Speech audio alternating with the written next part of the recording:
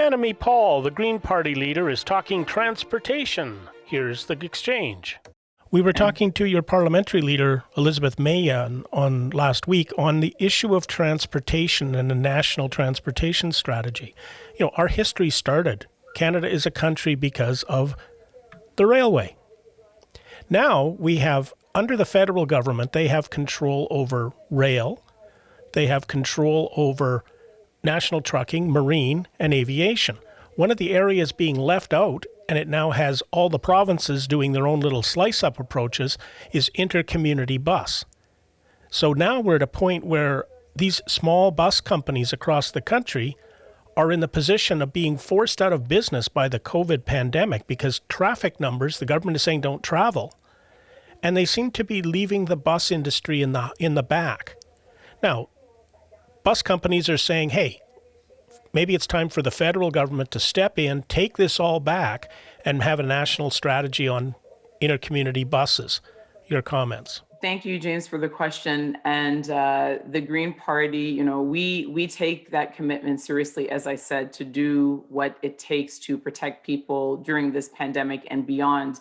And there is no question that transportation is a part of that. It was a part of that before the pandemic. It will be a part of that after the pandemic.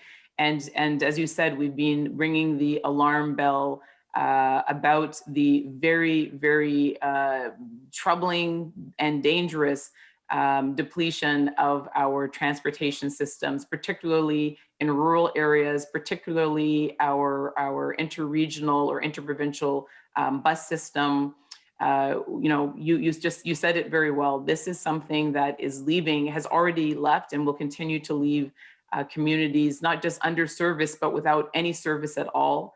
It will leave people stranded. It will continue to. It will be a continued cause of the increase of disparity between the quality of life in urban areas and in rural areas.